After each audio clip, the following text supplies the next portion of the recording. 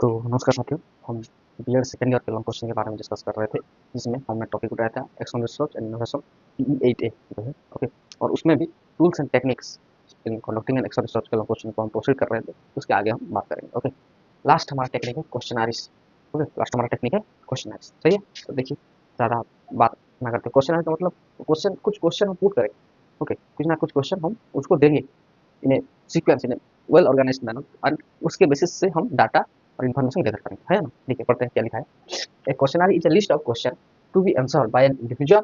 Okay, तो एक भी हो सकता है और ग्रुप में भी हो सकता है, और group of individual specially to get fact और इन्फॉर्मेशन। इसके लिए specially to get fact and information, समझ में आया। It is a set of predetermined question systematically and deliberately prepare to investigate into the problem. ये क्या है? Pre determined question, हम पहले से इसको डिटरमाइन करके रखेंगे क्या क्वेश्चन पूछा जाएगा। It is a set of predetermined question and systematically deliberately prepare to investigate into the problem। समझ में आया? ये है क्वेश्चन इसका डेफिनेशन। सही है, अब हम देखेंगे what are the characteristics of a good question. एक गुड क्वेश्चन का क्या कैरेक्टरिस्टिक्स है? पहली बात, these are very comprehensive so that relevant information may be collected. जो क्वेश्चन हम पूछेंगे, जो क्वेश्चन हम पूछेंगे, they must be comprehensive so the relevant, जो हमको चाहिए, the relevant information may be collected. Second point, this should be concern with specific and relevant topic. ये किसके साथ कंसर्न होना चाहिए? स्पेसिफिक टॉपिक के साथ। ओके, स्पेसिफिक टॉपिक के साथ ये कंसर्न होना चाहिए। Should be concern with specific and relevant topic. Number third, it should B short, और जो क्वेश्चन है वो छोटे होने चाहिए। ज्यादा बड़े बड़े हम क्वेश्चन करेंगे, अगर मैथ के क्वेश्चन हम देंगे और उसमें 15 लाइन लिखेंगे तो क्या बच्चों को, ना बच्चों वो इंटरेस्ट ही नहीं लेंगे जितना बड़ा क्वेश्चन होता है ना। तो it should B short, it should include objective question. Okay, और क्वेश्चन आंसर में जितना आप ऑब्जेक्टिव क्वेश्चन लोगे, आपका रिजल्ट आप उतना ज्यादा इन्फॉर्मेशन गैदर कर पाओगे। सही है, it should B objective question. Sequence of question should be proper, जो सीक्वेंस होना चाहिए क्वेश्चन का वो सही तरीके से, सही ढंग से होना चाहिए। Number 6, it should contain clear instruction. और क्या, इस क्वेश्चन देने से पहले हम उस क्वेश्चन को किस तरीके से बच्चे करेंगे उनका क्लियर इंस्ट्रक्शन देना चाहिए। सही है, and each question should represent one idea at a time. हर क्वेश्चन क्या करेगा? It will represent one idea at a time. हर एक क्वेश्चन में कोई ना कोई आइडिया, कोई ना कोई इन्फॉर्मेशन, कोई ना कोई फैक्ट होना चाहिए, है ना। And embarrassing and irritating question should be avoid. जो क्वेश्चन हम इरिटेट करता है, जो एम्बेरस करता है बच्चों को, वो सारे क्वेश्चन को हमको अवॉइड करना चाहिए। Embarrassing and irritating question should be avoided. Number 9, it should be attractive and neatly printed. इसको हम अट्रैक्टिव, जैसे आप जो क्वेश्चन दे रहे हो बच्चों को, वो प्रॉपर उनको विजुअलाइज होना चाहिए, है ना। ऐसा नहीं कि कुछ प्रिंटिंग अच्छा नहीं हुआ हो, बच्चे आधे क्वेश्चन समझ पाए, आधा पढ़ ही नहीं पाए, तो भी तो नहीं हो सकता ना। So it should be attractive and neatly printed. समझ में आया? ज़्यादा कुछ है नहीं, जल्दी लिखिए।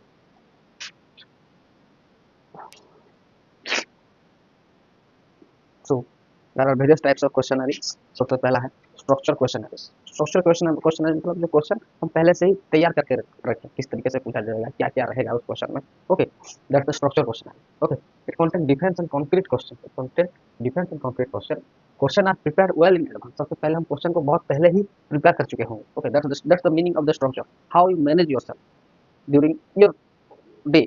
ओके, आप अपना दिन को किस तरीके से मेंटेन करते हैं, consider as the structure. Okay, आपका दिनचर्या, कहते हैं ना, हम सुबह उठे, पढ़े, फिर थोड़ा सा नाश्ता किया, खाना खाया, फिर पढ़े, फिर नहाया, फिर खाना खाया, फिर पढ़े, ये आपका प्लान है। Okay, it mean structure. Okay, किस तरीके से आप अपने दिन को मेंटेन कर रहे हैं। सही है, चलिए। The question was prepared well in advance. The question are presented with exactly the same order to all the respondent. Okay, हर किसी के लिए वो क्वेश्चन उसी तरीके से ही, जिस तरीके से उसको बनाया गया है, पूछा जाएगा।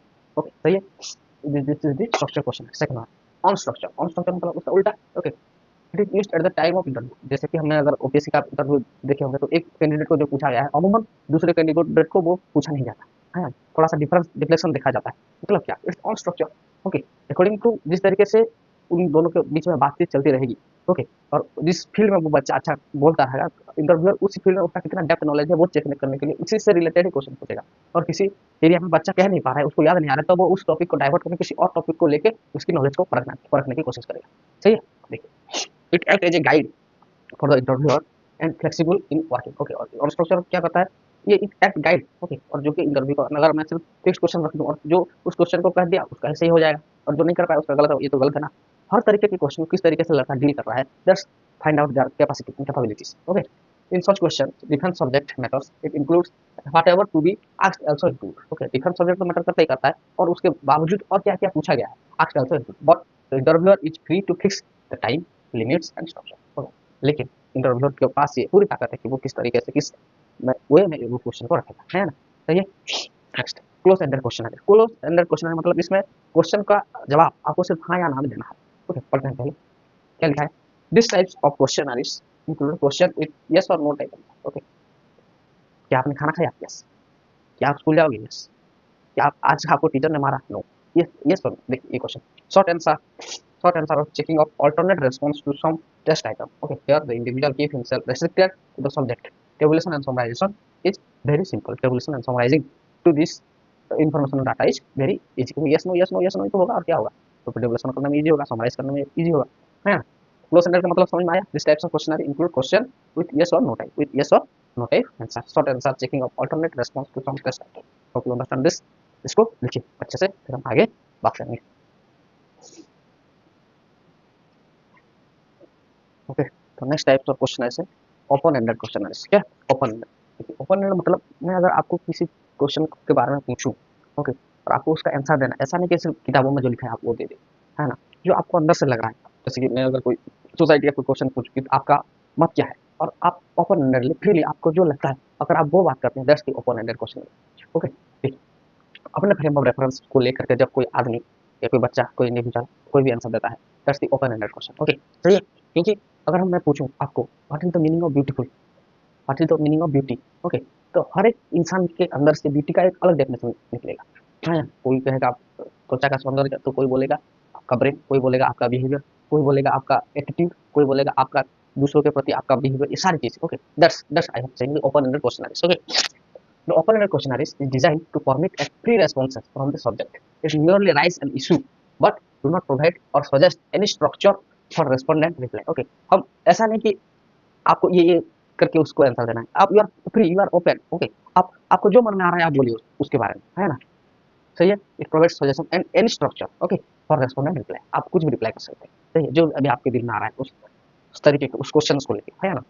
The respondent is given to the opportunities to answer his own terms and own frame of reference. Okay, ये क्या करता है? Open-ended question it provides an opportunities to the respondent to answer his own terms and own frame of reference. अपने को लेके वो answer करता है। सही है, समझ में आया होगा शायद ओपन-एंडेड। उसके बाद हम देखेंगे steps to design questionnaires. Questionnaires को हम किस तरीके से डिजाइन करना है। पहला, डिटरमाइन द इन्फॉर्मेशन और data to be collected. Okay, हमको ये तय करना होगा कि हमें क्या डाटा चाहिए।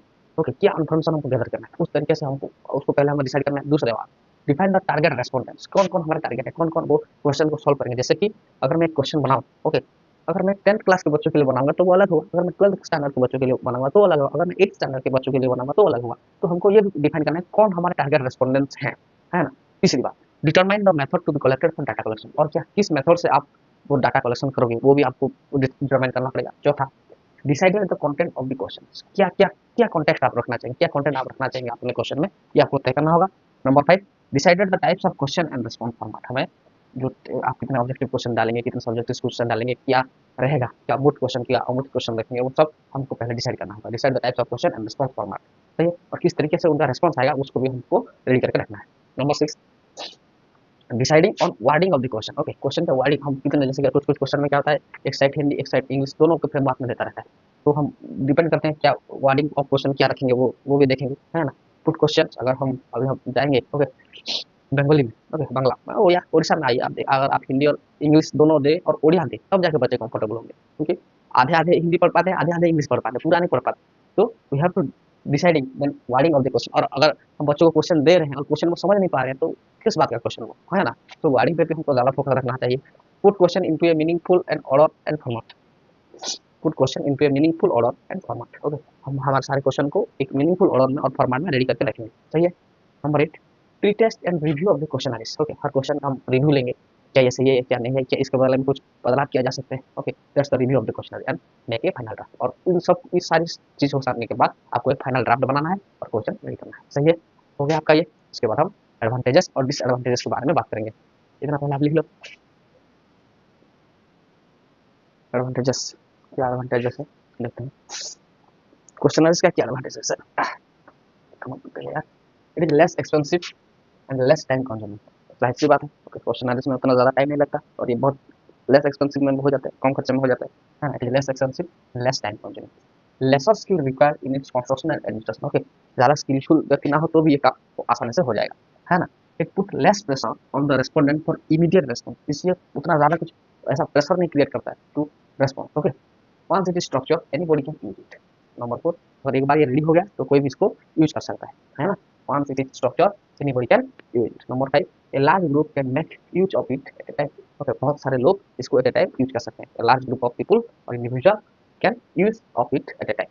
तो इन्फॉर्मेशन और ये प्यारी बात। ओके, बहुत सारे ऐसे लड़के होते हैं जो जिनको आंसर आता है लेकिन वो बोलते नहीं है क्योंकि वो बोलने में उनको शर्म आती है। ओके, वो आंसर जानते हैं लेकिन वो खड़ा होकर बोलेगा नहीं, तो मैं क्यों बोलूँ, they are more comfortable in writing, है ना। तो अगर हम क्वेश्चनरीज के करेंगे तो get more information. The information collected by questionnaires are more varied because some persons are shy in conversation. They like to respond in writing. Okay, कुछ लड़के होते हैं, कुछ बच्चे होते हैं जो कि shy नेचर के होते हैं। They are not comfortable in interview और भागा मैच। ओके, उनको आता है लेकिन कन्वर्सेशन करके वो उनको आंसर देना उनको पसंद नहीं है। They like to be write, they like to respond in writing. समझ में आया? Number 7, it helps in focusing the respondent attention at all significant item. Okay, respondents का हर एक चीज में उनका सिग्निफिकेंट आइटम को ये रेस्पॉन्स करते हैं। सही है। It result into uniformity of response, it also result into uniformity of response. समझ में आया? These are the advantages. जल्दी लिखिए, जल्दी लिखिए। फिर हम उसका लिमिटेशन लिखेंगे।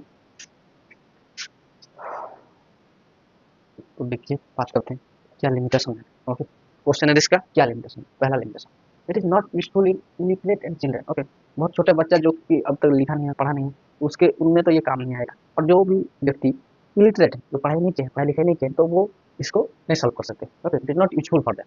समझ में आया? That the chance of miss interpretation of question. आप पूछे कोई एक क्वेश्चन लेकिन लोग इंटरप्रेट उस क्वेश्चन को कुछ अलग करे, ये इनका भी चांस होता है। Number 3, some person hesitate to give in writing regarding controversial issue. कुछ अगर कंट्रोवर्शियल ऐसा कुछ इश्यूज है तो बहुत सारे लोग हेजिटेट करते हैं उसको रिटर्न में आंसर देने, क्योंकि आगे चल के उनके उनके ऊपर भी बात आ सकती है। ओके, क्यों वो प्रॉब्लम फेस करें, इसलिए some people are hesitate to give the writing regarding controversial issue. Sometimes many question left unanswered. कभी कभी क्या होता है, बहुत सारे क्वेश्चन आंसर दिए बिना ही छोड़ के बच्चे चले आते हैं, है ना। Sometimes many question left unanswered. Okay, और कुछ तो ऐसा करते हैं, आंसर ऐसा लिखते हैं ना टीचर पढ़ पाए ना कोई और पढ़ पाए। ओके, कुछ ना कुछ तो वो लिखे होंगे लेकिन इस तरीके से लिखे होंगे कि आप उसको समझ ही ना पाओ। ओके, और अब एक मार्क तो दे ही देंगे, इसीलिए वो लेके चले आते हैं। Some answer are written badly and difficult to understand. Some answers are written badly and difficult to understand. Number 6, information on complicated issues such as emotional issue cannot be collected on questionnaires. Hope you understand this. Okay, तो हमारा tools and technique वाला जो था वो खत्म हो गया।